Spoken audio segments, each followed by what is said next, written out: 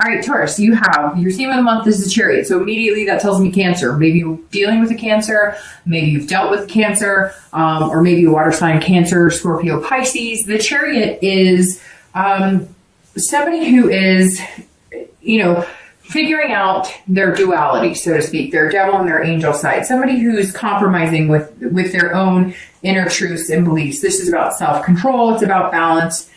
So I actually think it's a very positive card to have as your theme of the month, because that's what you're doing. You're balancing out your social life, your love life, your work, your kids, your family, your pets. It's coming to some sort of togetherness, and a lot of it is inside, which is very interesting, because a lot of signs this month have been working on their inner being, their inner selves, and the Chariot is very much that. One of the textbook definitions of the card would be ID, meaning figuring out your own identity, and that's super important. And especially now we're coming into a new year, clean slate, new beginnings. All right, Taurus. So your current position coming into the month is the High Priestess. If you're single, this is somebody who is dreaming, but not dreaming in like a farce, not in a here comes my knight in shining armor, Rapunzel, let down your hair type thing. This is almost like an and this some of you may understand, and some of you may be like, no, Dark Dove, that doesn't pertain to me at all. But some of you have been having things happen like against your will. Like, it sounds strange. Let me think of a better way to put this. Have you noticed things happening that seem like they're supposed to happen? It's very strange. Anytime I pull the High Priestess, this is somebody on a higher level, on a higher spirituality. If you're single, maybe you're getting people who, you'll look at somebody's profile on your line and you're like, hey, that person's pretty cute, but I don't know. And then boom, they reach out to you. The High Priestess is about things happening against your will, but almost like you're willing them. Almost like you're in tune with the universe. That's the best way of putting this. If you're single, you're in tune with the universe and in tune with your subconscious. But you're also dreaming about things, and they seem to be manifesting. So some of you may be experiencing that. Some of you may start to experience that. It's a really good place to be. In fact, sometimes I'm fascinated with it in my own life if I have those things happen. Like when something happens congruently, like at work, something happens and you knew it was going to happen and then it happens, or something happens, at home and you knew it was going to happen and then it happens. It's almost like you're manifesting things, or you're hoping for things, or you're willing things, and then all of a sudden it happens and you're like, whoa, I was just thinking about it. So I guess I shouldn't say against your will. That's not really, because it's not against your will. It's going more, I guess, with your will, but very succinct. It's hard to explain. I feel like I'm babbling. I probably am. But if you're single, you're going to start noticing things like falling into place, falling into line. If you want somebody who likes adventure, you're going to end up meeting somebody who likes adventure. But if you're pushing against it, let's say you've been hoping for somebody who is down to earth, super romantic or whatever, and then it happens, you're almost going to feel like, I'm not sure what to do with this. It's very interesting. It's like what you're dreaming is almost going to be coming into play, and not lavishly, not anything out of the ordinary, not anything too crazy, but just unexpected. And you're going to be like, whoa, I thought about this. I wanted this. And now that it's here, it's kind of been forced upon you by the universe, because the universe is saying here, this is what's good for you. This is what you said you wanted.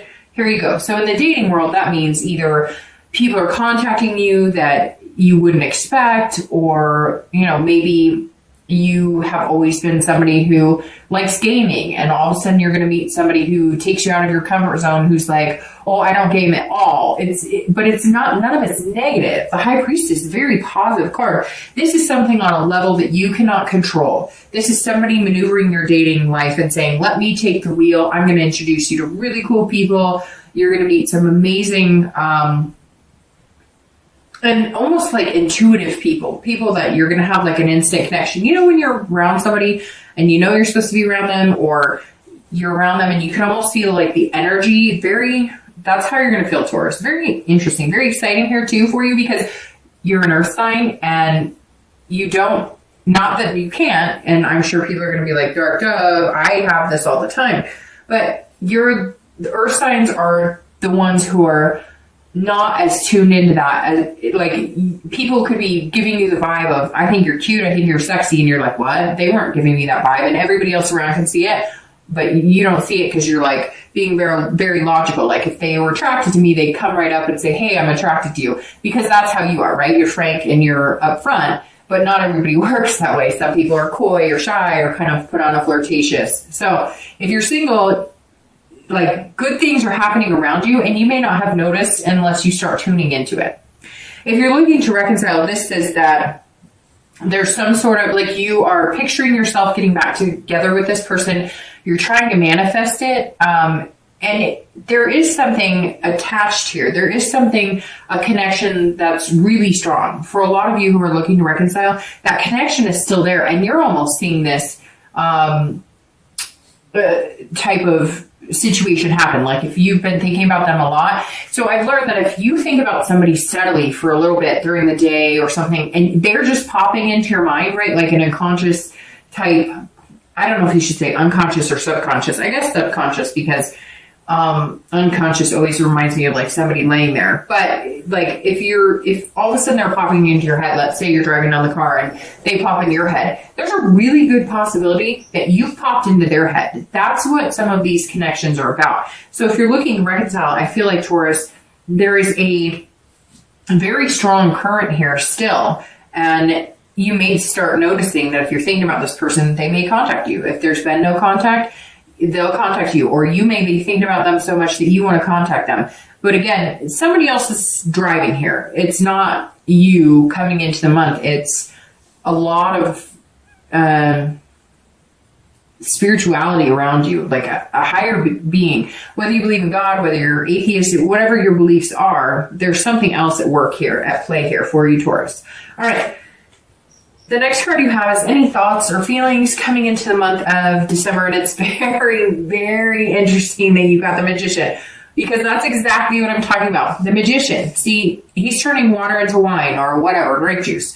And the Magician is somebody who can will and manifest things that come to fruition. That's crazy. That just gave me chills that popped out here, because this is somebody controlling it. And it's almost like, Taurus, you're controlling it. You just don't even know it. You're willing it and manifesting it. If you're dating, or if you're starting to date, I feel like some of you have been just kind of ho-hum. Like, you've been dating, but you haven't been out there really, like, you know, making waves, and nobody's really made waves towards you. But this is like, all of a sudden you have this ability to be very versatile. Again, like I said here, somebody getting you out of your comfort zone. All of a sudden you're going to be dating people you've never dated before. You'll be interested in somebody you're not interested in. Maybe somebody looks-wise that you're normally not attracted to is going to contact you, and you're going to be like, maybe you're thinking, I wonder what it would be like to date him or her. And then all of a sudden they contact you. And the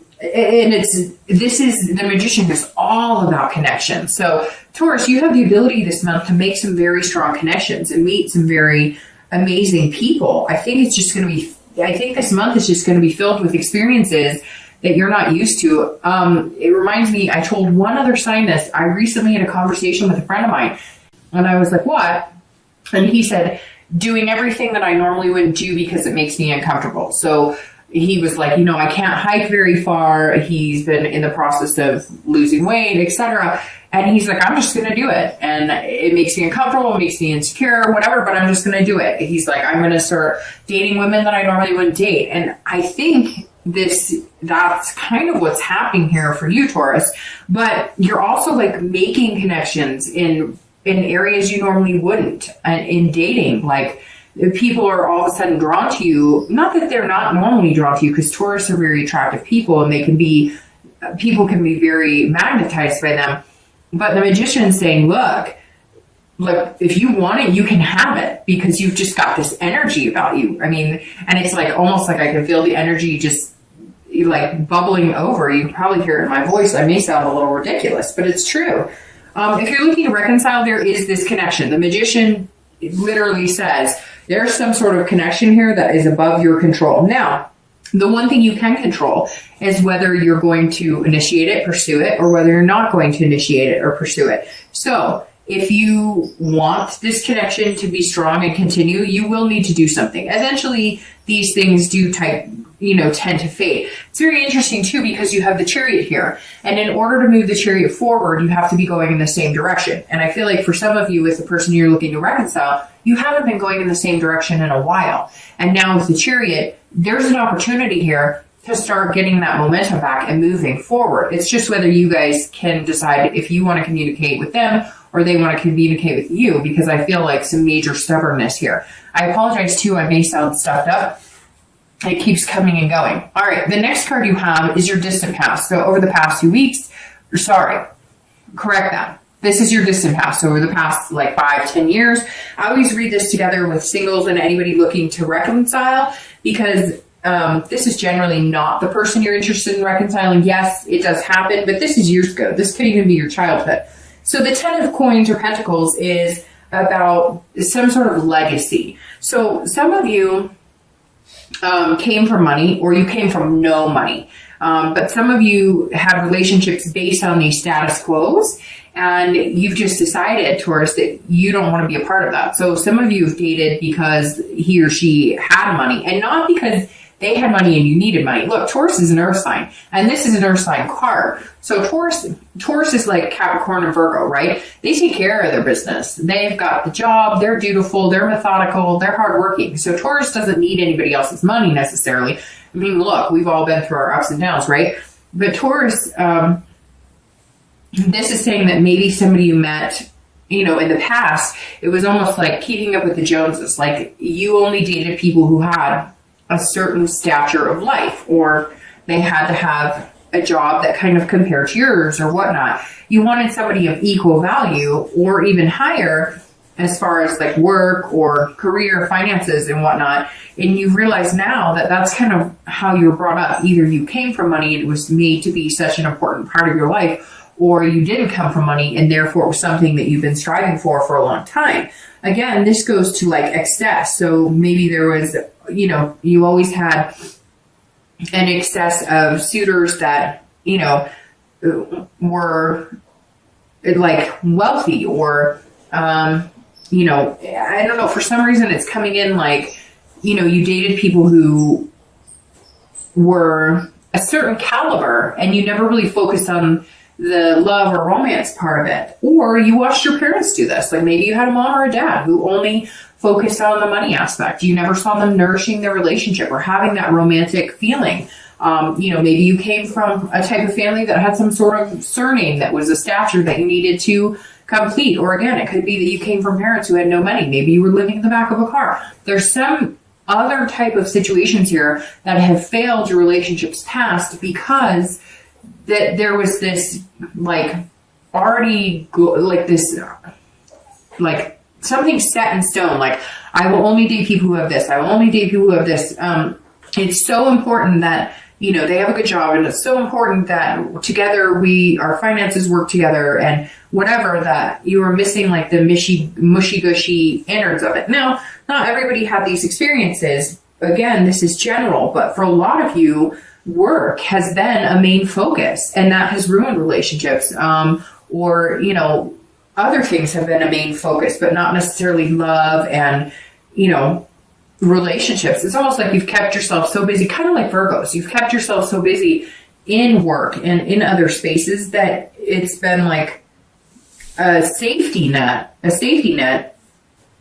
rather than enveloping yourself in love, which is actually hard to do because people get hurt in love and then it's hard to want to fall back in love, right? The next card you have is your immediate past. So the past few weeks, past month or so. And I stuttered for a second because you have the Lovers card. All right, so if you're single, this tells me that you've met somebody, you're going to meet somebody, you've been meeting a lot of people. So here comes this Magician and High Priestess coming in. Somewhere along the line, if you haven't yet, this is saying that the past few weeks, you've maybe met somebody, you've been introduced to somebody that you're all of a sudden hey, I think we could have something pretty special here. I think we could have something amazing. And you guys have the same values, duality. It almost feels like you're a perfect pair. And something has shoved that into your face. Again, something bigger than you. Somehow this person came to the forefront and you're like, whoa, where did you come from? Or maybe you haven't checked the dating sites, or you haven't been doing any of that for a while. And then all of a sudden you go to a party or something and you get introduced, or you go back on a dating site you haven't been on in a while and somebody happens to contact you while you're on it. There's some sort of love in motion here. Although I don't think you've hit that love yet. It's more of just like a pairing and you're going, this person could be amazingly good for me. And it's almost uncomfortable because you're not quite sure what to think. And then you're trying to input like, oh, maybe it's too fast, or maybe it's too good to be true. Or so I think you just have to be careful not to overthink it, because I mean, this says like, look, love is here for your taking. What are you going to do with it? And you just have to be careful too, because you don't want to overthink it. But this person is going to come in and maybe be your duality, maybe be, your kind of puzzle piece, your second half, your twin flame. I don't know that I'd go as far as to call it a twin flame, but what better card to get in your read than the Lovers? Now, this could also be Gemini, because the Lovers represents Gemini. So that's always possible as well. Maybe you've met a Gemini.